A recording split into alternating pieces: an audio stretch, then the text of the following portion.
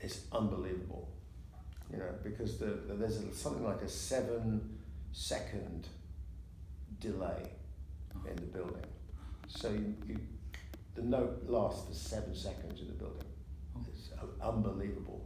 Wow. Yeah. Fantastic. You don't write much about your family in the book, but No, hardly anything. yeah. For good reason. Actually, I don't write about anybody else's family either. No. But like, how did your family react to you being a rock star? Oh, they didn't have much choice. I was a rock star when they were born, you know. So I mean, that's just what Dad does. It's his job, you know. Yeah. Although actually, no, that's not quite true. Being a rock star is not what you are. Being a rock star is what other people think you are. But didn't you describe yourself as a rock star as well? No, not really. No, if I did, it was probably only joking. Oh, okay. I don't take being a rock star seriously. It's not a serious occupation. Being a musician is a serious occupation. But you have redefined the concept of rock star, I think, in a certain way. Like, I'm just me. I'm just me. It's like, you know. That's great. And you describe yourself as Tigger from Winnie the Pooh. Yeah. Yeah. If I was going to choose if you were going to choose an animal from a nursery rhyme or something, I'd be Tigger. You know? Can you please elaborate a little bit on that? Well, I mean, Tigger just jumps around all the time, and you know, and is just endless enthusiasm. Sometimes focused, sometimes not so focused. You know. And you've always been like full of energy and bouncing around. Yeah, I've always, you know, except today. You know. No. I like that. Early morning. Early morning. But you know, so I've always been like that. You know, so I don't know why. You know. Yeah, well, I guess you have a lot of energy. Yeah. But you're soon reaching 60 years? And next year. Right. Yeah. How do you feel about that? Nothing I can do about it. It's gonna happen. I hope. I hope so, yeah. Yeah, you know. Put it this way, I'd be worried if I didn't reach 60. You know. But you still have this energy that you. Of course. Yeah. Of course. I mean,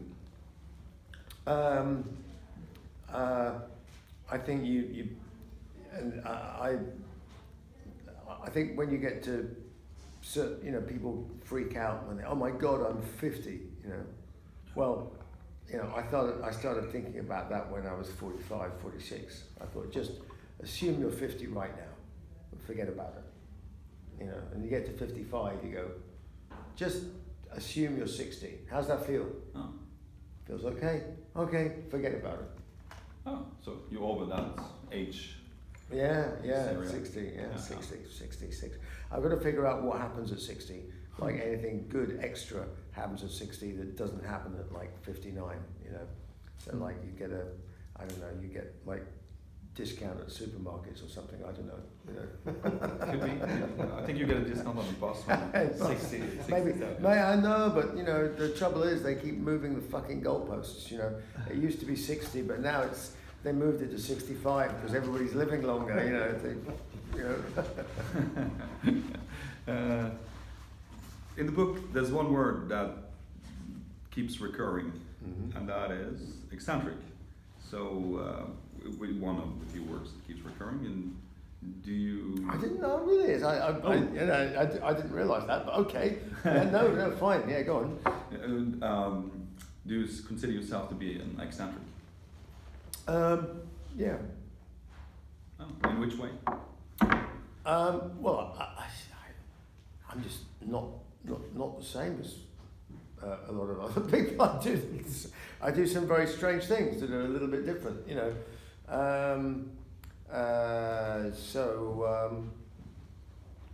Yeah, maybe I'm not. I don't know. Maybe I just do a lot of things that are quite boring, but I just do lots of them. Maybe that's what makes me a bit different. I don't know.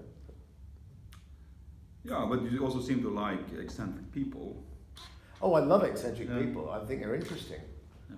You know, they're interesting because they're different, because they see the world in a different way to other people. And often eccentric people can be quite obsessive about things, you know. But I find that interesting. You know, I hate the way that you know, everybody in the, you know, in our version of the world is so keen to make everybody seemingly the same. You know, so everybody is nice to everybody all the time. We must not cause any offence to anybody about anything at any stage ever. It's like, why? You know, why can't you offend people? You know, it's what's wrong with offending somebody because they can agree or disagree. That's the whole point. That's the whole thing about eccentric people. Sometimes upset other people, but that's how you question things, and that's how you question, you know, the society's normality, you know. And so yeah, I like eccentric people. I think they're interesting, and I think they're essential in a society. Okay, a whole world full of eccentric people, that would be a little strange. Yeah. But is it a very British thing to be eccentric, or do you find it in many countries? No, like I don't see why it's a British thing to be eccentric. I think we maybe have a few. We have a few, and I think possibly our education system maybe encourages it, or maybe perhaps doesn't try and suppress it. Mm-hmm. You know. But Americans have plenty of eccentric people. Sure. Yeah. Michael Jackson. Well, yeah. No, okay. Frank Zappa. Oh yeah, well, Frank Zappa. Yeah, certainly. But you know, there's a lot of artists and writers and people like that. You know, eccentric. There's a lot of eccentric politicians as well. Sometimes it's a good. Such thing, as the president. Yeah. Sometimes it works. Sometimes it doesn't. Yeah. When it comes to presidents, do you have a favorite? Since you're interested in history. Do I have a favorite?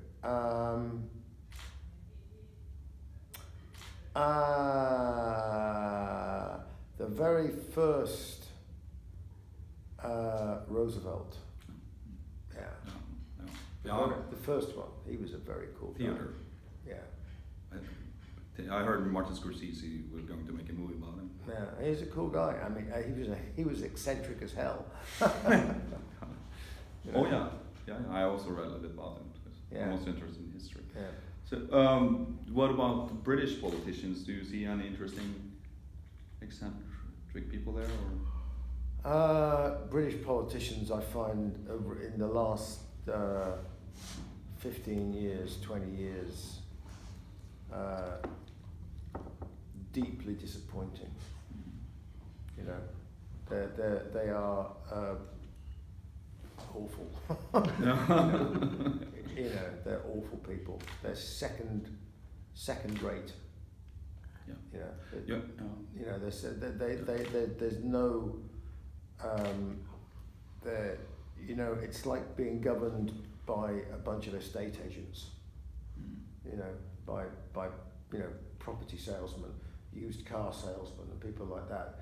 There's very few people who actually have both vision and leadership and integrity. The last great one was probably Margaret Thatcher. although she had lots of problems, she did things I didn't agree with, but she had all those three things. And Tony Blair had two of them, but not integrity. You seem to be, well, at least our main, you have references to Churchill, and are you a big fan of him? Churchill, yeah, because otherwise we'd all be goose-stepping around murdering Jews. You know, Battle of Britain, yeah. Well, before that, just Churchill did not do a deal with the Nazis because he didn't want to, because he saw them as savages, and that was that. He was eccentric, and he stood against his cabinet, who were all in favour of doing a deal with the Nazis. If you were, I suppose, looking at it purely on an economic basis, you would say, hey, just do a deal with him, you know. And I believe there was a deal on the table in which Hitler, he loved the idea of the British Empire. Oh yeah. He loved it. He was all in favour of it. He's like, oh yeah, you hang on to that, you know. I'll take Japan, and then we'll get rid of Russia, and you can have it. I think the deal on the table was that he would let Britain run France and Norway, and we would take charge of those, and then he'd just deal with the rest of the Soviet Union, and that was that. And we could keep the empire and everything. So Churchill threw all of that away because he believed in civilization. Is he your favorite politician, or? No, he's not. I don't know if I don't know if I have a favorite politician. I mean, Churchill was certainly had his flaws. He made several mistakes in his career, big ones. I mean, his political career goes right back to the First World War, when he was First Lord of the Admiralty. And the Boer War. And the Boer War before that, yeah. I mean, he was a war hero. And that was the essence of Churchill, is that he was a war hero, and he couldn't fight anymore because he was too old and a bit fat, and you know, and he was very old. I mean, when he became Prime Minister, he was old. I mean, he was an old guy who drank a lot and smoked cigars, and you know, and yet he single-handedly stood alone against his party, against large chunks of his cabinet, and took the country to war against, you know, this unholy emperor in Germany. This incredible guy, you know. For that alone, he's you know, he should be, you know, revered in history. You know? Oh, definitely. Do you have a favorite topic or time in history that you're particularly interested in?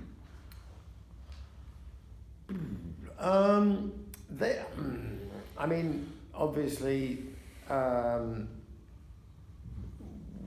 I did my university degree was in history, and you know, so, you know, I mean, the First and Second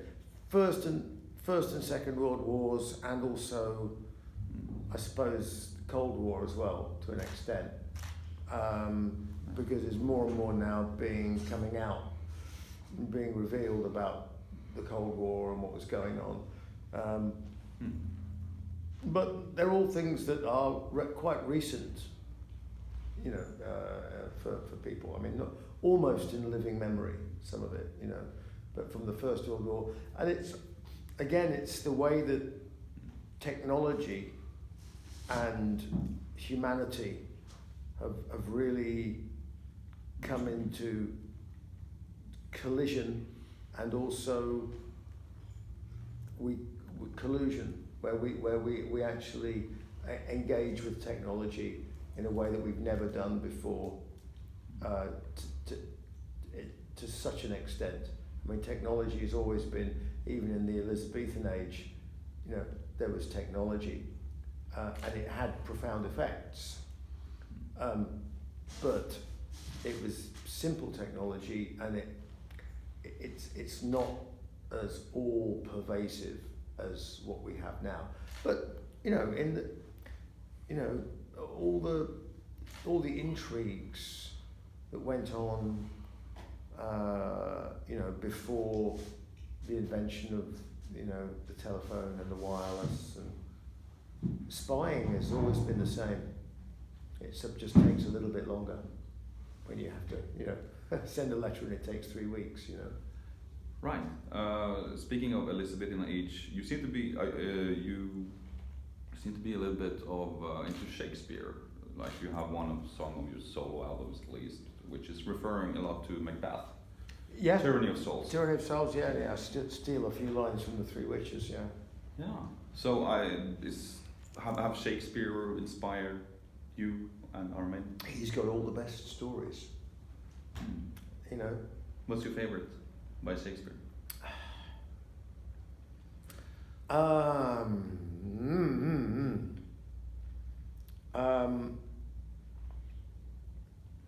Macbeth's brilliant because it's completely over the top.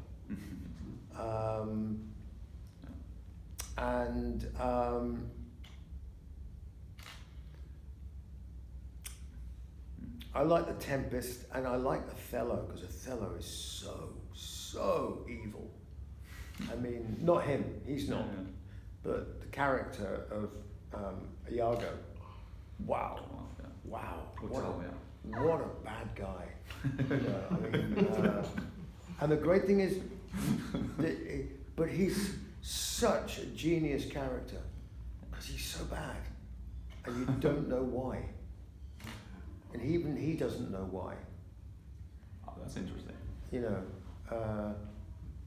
that's, and you know, So, and there are people like that in charge of big corporations. Iago is like the psychopath, the sociopath, who's in charge of the big corporation, and it's like, why are you such a bastard? And he's like, says who? I'm Iago. It's what I do, you know. Wow, just incredible creations. Shakespeare, incredible creations. Oh yeah, oh definitely, yeah. Probably one of the reasons why the British language became so popular. Yeah. Well, we're very lucky. You know, we're very lucky that our language has evolved to be so flexible. You know, in terms of being at the same time poetic, but also prosaic. You can use it for both with equal measure. Yeah. Seems to you have a lot of literal references from all kind of type of literature, from science fiction to drama, I guess. In my book? No, in your songs. Oh right, oh sorry. Okay, do you read a lot, or? Oh, and not as much as I wish I could. You know, you know, I mean, I spent most of my awful lot of my growing up in libraries because I used to I love books. I mean, I love libraries. You know, my house is covered in books. Did you read all? I read most of them, but I have 2 shelves of books which I haven't read that that's my project is to work my way through. I mean, if I had the chance, you know, somebody said, what would you do when you were when you know, if you went away on holiday for 10 days, I'd say I'd take 5 books with me and I'd read all 5 books. Oh. Wow. Yeah, that's quite impressive. So you're an avid reader? Yeah, trouble is you get distracted and tired and you're doing half a dozen things, and you know, and so it's to read a book, you know, I need to really sit down and be able to lose myself in it and not have distractions and not have people on the phone and not have shit happening on your mind and just, you know, so. But actually, funnily enough, I mean, I find that, you know, traveling, airplanes, planes, trains, that sort of thing, it's great for reading. It's great, you know. Yeah. Concentrating, yeah. When you wrote this book, did you take inspiration from some other books when you wrote it, or just? The couple of I don't read biographies. No, okay. Autobiographies anyway, not usually. And the only couple I read that I really enjoyed, but a long time ago actually, and it, sorry? Just photos, because. Yeah, but just finish, please. And there was one by an old English, well, dead now, bless him. An English actor called David Niven, in the 60s and 70s. He was you know, and he was of the Second World War generation, and he wrote an autobiography called The Moon's a Balloon, and it was brilliant, and it was like sitting in a bar with him. It was like you met this Hollywood actor and you sat in a bar with him and he told you stories, and that was his autobiography. And that's right. And I thought that's the kind of feel that I would like in my book. And that I think you really accomplished, because it's a lot of great, and yeah, I had to smile and laugh a little bit when I was reading it. So definitely you accomplished something there. Yeah, well that was the idea. I mean, I wanted, and also I didn't want to feel like that I was in the confessional and the audience was the priest. You know, that's miserable. You know, I didn't want to have the reader as being like my psychotherapist.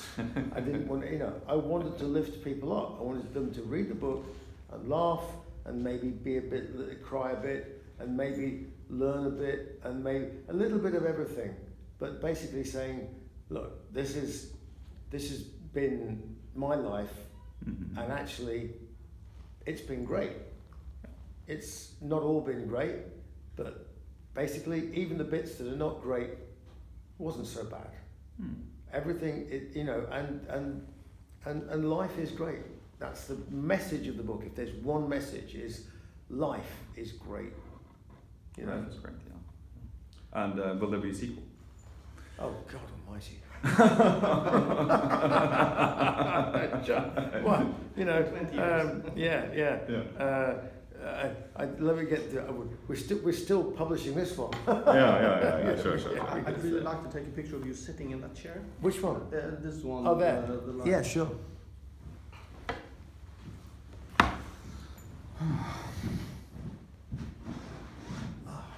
This. Oh, You do the honors. Oh yeah. We hold the line, you know. Yeah, just stand here and. Like this, yeah. Like that. Is that okay? That's not. Okay.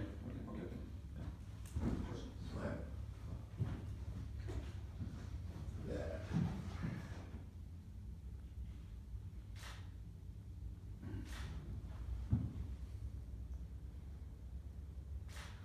Could you lean forward?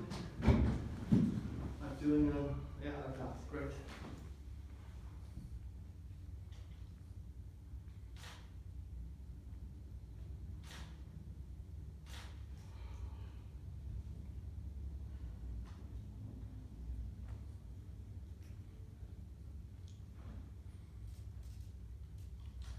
ask you about the cancer you went through. Yeah, it's all It's been a lot mainly in the book, but go on, go on. Yeah. in Norway. There's been a lot of talk lately about long-term effects of chemotherapy and radiation and lack of energy. Yeah. Have you experienced anything like that? Well, hard to say really. Yeah, maybe a little bit. I mean, obviously there are long-term effects of taking a lot of radiation in your body, but everybody is different. And I mean, there are certain specific radiation effects according to where it is in your body that happens. So I mean, for example, because most of the radiation with me, I had a total dose of 66 grays of radiation, which is pretty massive, really.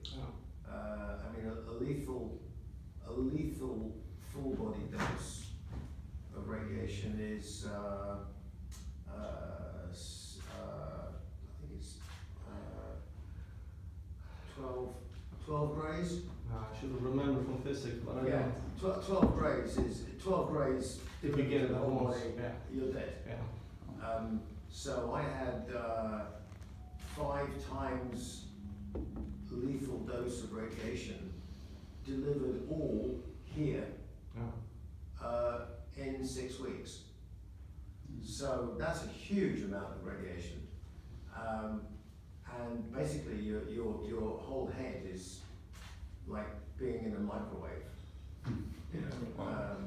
Sounds unpleasant. And so it does all kinds of crazy things to your metabolism. But one of the things it does, I mean, just structurally, is one of the things it does long term is it changes the composition of your bones in your jaw. So if I ever had any ideas of doing any